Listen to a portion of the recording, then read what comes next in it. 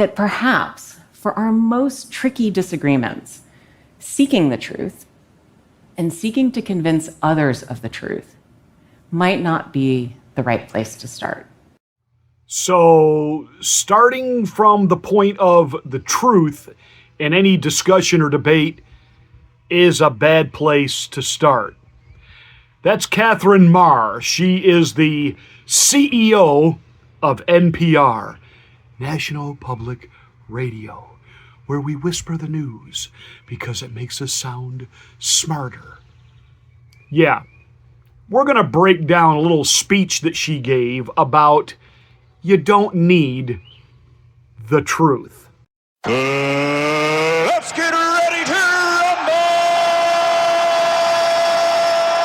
You can't handle the truth. Somebody to the top of the line!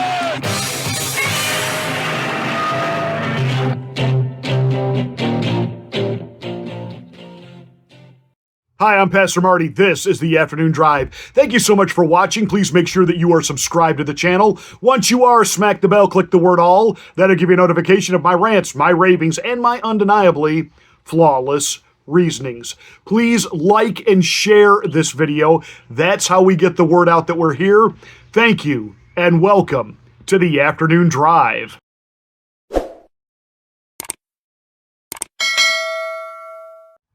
Katherine Maher is a liberal soy boy's wet dream fantasy. The perfect woman. She's woke. She knows exactly what men ought to be, how they ought to feel, and I will just do what she tells me, and I will be forever in her gratitude. Yeah. She worked for the World Economic Forum. Yes, she's one of those people that think we would be perfectly happy not owning property, driving electric scooters, and eating bugs. She's been part of the Atlantic Council. Every left-wing loon woke organization that you can think of, Katherine Maher has been a part of. But she was the CEO of Wikimedia, which is the media arm of Wikipedia. Now, I was a school teacher, a school administrator, and I can tell you that every teacher, every instructor that's worth their salt, when giving out research assignments to young people, we have always said, be careful with what you get on Wikipedia. It's people's opinion. It's not necessarily facts. So Katherine Maher, who is now the CEO of NPR, the news department. Now think about that. A whistleblower comes forward, tells us what we already knew, that there is not a single conservative, a single Republican that works in the NPR newsroom, that all of the editors and the editorial staff, everything is skewed through a liberal lens, which on the one hand, fine. Then don't call it news, call it commentary. But NPR, like CNN and PMSNBC, want to present this illusion that they are news organizations. No, they are commentators giving you their view. We would call that propaganda. We don't necessarily call that, quote, truth. What we call it is an opinion. But Katherine Maher believes that starting with the truth as a premises for engaging in dialogue is a bad idea. And so she begins to lay this case out in a TED Talk where she talks about the fact that the reason disinformation is on the rise because people just, quote, can't get along. I used to be, until very recently, the CEO of the Wikimedia Foundation, which is the organization behind Wikipedia. And my tenure coincided with a very strange time for information, a global crisis of fake news and disinformation, which meant that our free knowledge movement really sort of stood alone. At the same time, too, we saw a collapse in public trust around the world in many of our critical civic institutions. And one of the reasons for this collapse in public trust in things like public science and an independent free press, and even perhaps in the idea of democracy itself, is that people around the globe are increasingly skeptical about the ability of these institutions to respond to our future challenges and changing needs. No. Nay. Sorry. The reason that there was distrust in our government, distrust in science, etc., is the scamdemic became just that. An opportunity to restrict us of our rights, restrict us of our freedoms. It denied actual science. It denied it. Everything that we knew up to that point all of a sudden got thrown out the window. Couldn't talk about herd immunity. You couldn't talk about anything. This was a way that they could restrict. This was a way they could mandate. This was a way they could try to override all of your civil liberties right down to what medications you would and would not take, and you will like it. And you better have your papers, please, if you want to enter this establishment. So no, we did not reject the government and science and the media because we were waiting for them to tell us what to do and they just kind of couldn't make up their minds. No. We knew from the beginning that they had an agenda. They were not giving us truth. They were giving us propaganda. And we simply weren't buying it. But see, to Katherine Maher, truth is irrelevant. Truth is whatever you want it to be. But I think one of the most critical things that I found really important is that its model pushes us to work together into deliberation and into conversation so that the end result is something that most of us feel is reasonable and fair. But what about the hard things, the places where we are prone to disagreement, say politics and religion? Well, as it turns out, not only does Wikipedia's model work there, it actually works really well. Because in our normal lives, these contentious conversations tend to erupt over disagreement about what the truth actually is. But the people who write these articles, they're not focused on the truth. They're focused on something else, which is the best of what we can know right now. And after 7 years of working with these brilliant folks, I've come to believe that they are onto something, that perhaps for our most tricky disagreements, seeking the truth and seeking to convince others of the truth might not be the right place to start. What did you say? That perhaps for our most tricky disagreements, seeking the truth and seeking to convince others of the truth might not be the right place to start. That's what I thought you said.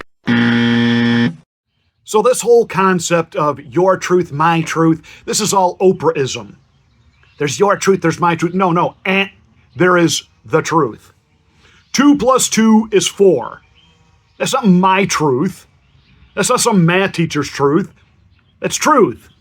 Truth is factual. Let me say that again, boys and girls. Truth is factual. Let me say that one more time.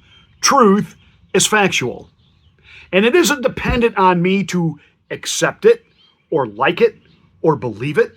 Truth is truth.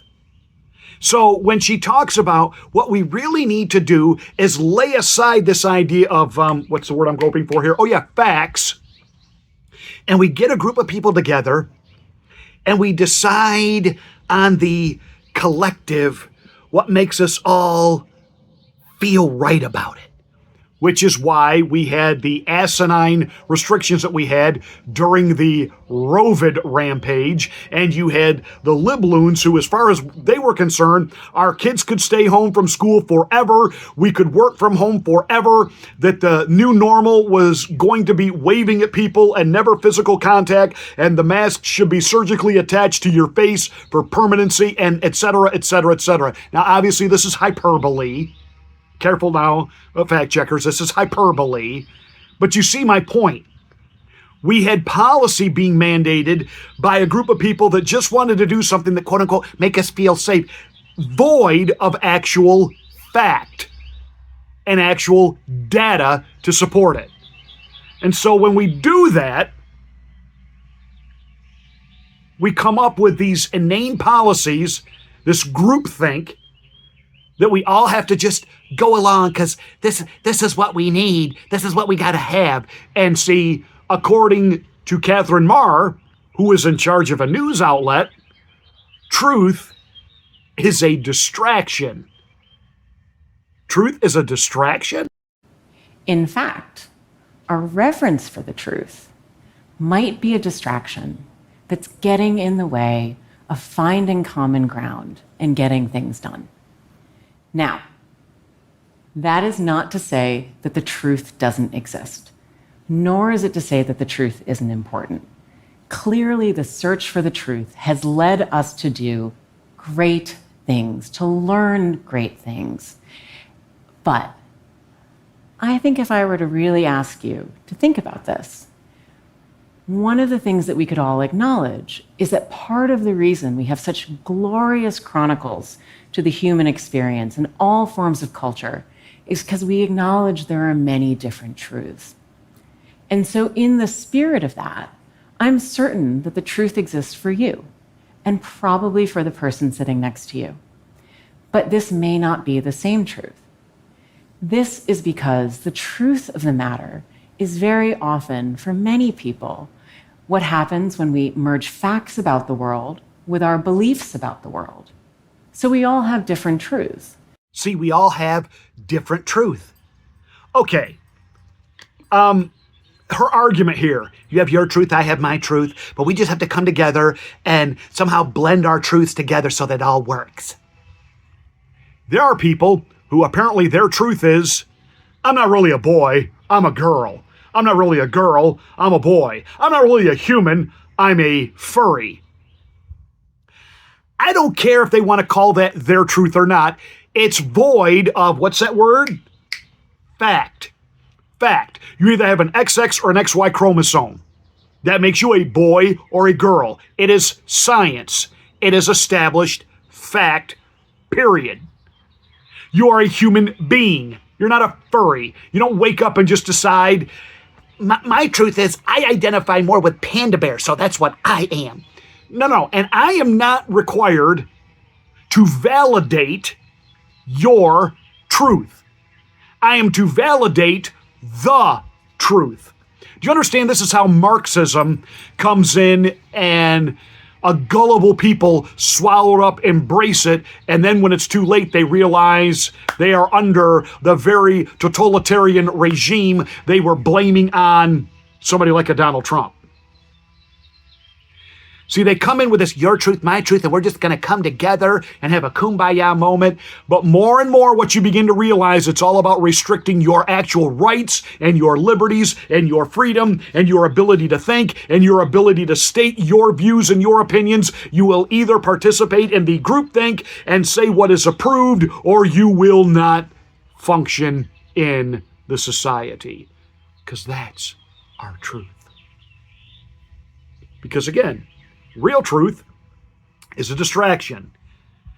So NPR had a whistleblower who came out and began to let us know what Katherine Maher was all about. And Katherine Maher, who's all about getting together with different views and will dialogue and will come to common understanding, she suspends the guy. What does he do? He resigns. And now he's really going to tell us what goes on inside NPR, but I don't care. I don't watch NPR. I don't listen to NPR. And the people that do are the ones that are still walking around wearing the hat. You know what I mean by the hat. I see them everywhere. And I got to be honest, it's one of those things that triggers me. I just want to walk up to them and say, that is so stupid. Take the hat off and breathe. You're going to be okay. That said,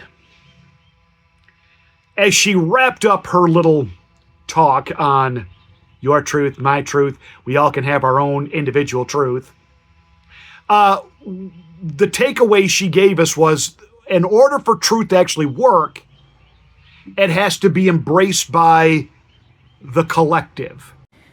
The next piece of this is really about interdependence. The way that the system works is that you cannot go it alone. In order for your contributions to stick, they have to earn the agreement of your fellow contributors, which is a powerful forcing mechanism for people to work together. One of the greatest definitions of truth is truth can stand alone. Truth can stand alone. Truth stands on its own. Oftentimes, the most unpopular position is the truthful one. Again, it's not popular.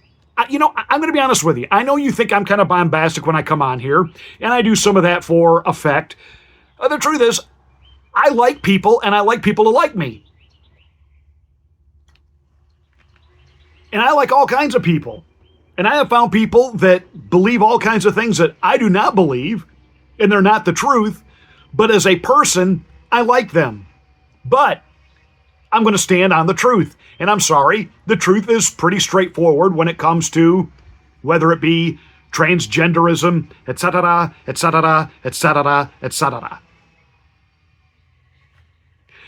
She wanted to give this abstract definition of your truth, my truth, when it came to climate change. Climate change. So she comes from a standpoint that climate change is real, and the people who don't agree that climate change is real, well, so what? All of a sudden now that truth is no longer truth? I thought you could have your truth and I could have my truth. See how disingenuous that all is? No. You're allowed to have your truth when you come into the conversation, but when you exit the conversation, you better be embracing my truth. And the truth is this: there are scientists around the world that disagree still on climate change. First, we were going to have a polar ice age. Now we're going to burn to death. We're told that the seas are rising, yet we find out that's not exactly happening. You got Al Gore running around saying the water's boiling. You have some scientists talking about, no, things are actually moderating. And this push for the green energy isn't about saving the planet. It's about which politicians on Capitol Hill, Nancy Botox Pelosi, have heavily invested money in the alternative green energy sources so that they can become freshly minted billionaires when we are forced to buy things we don't want to buy, like electric cars. And notice that even the auto industry is pushing back, saying, we're done making these things. They don't work. People don't want them. We don't have the infrastructure for these yet. By the way, not to mention all of the old-fashioned fossil fuel, which gets used to produce the green energy. See, don't tell me about your electric car if you're plugging it into an actual outlet that is powered by fossil fuel. You better be charging that electric car with solar panels or a windmill. I'm sorry, is that truth a little bit inconvenient? How dare you! Sorry, Greta. I guess, though, truth is a distraction. In fact, our reverence for the truth might be a distraction that's getting in the way of finding common ground and getting things done. Now, that is not to say that the truth doesn't exist, nor is it to say that the truth isn't important. Clearly, the search for the truth has led us to do great things, to learn great things. But I think if I were to really ask you to think about this, one of the things that we could all acknowledge is that part of the reason we have such glorious chronicles to the human experience in all forms of culture is because we acknowledge there are many different truths. And so in the spirit of that, I'm certain that the truth exists for you and probably for the person sitting next to you. But this may not be the same truth. This is because the truth of the matter is very often, for many people, what happens when we merge facts about the world with our beliefs about the world. So we all have different truths. Hey. See how we're all getting angst with each other? It's because we tried to come together and start from the point of, let's deal with the truth. And the truth, well, it's just divisive. That perhaps for our most tricky disagreements, seeking the truth and seeking to convince others of the truth might not be the right place to start. So now we can go back to our own personal alternate realities. You have your truth, I'll have my truth. But because we're going to be the ones in charge, you will embrace our truth, even if our truth is a lie.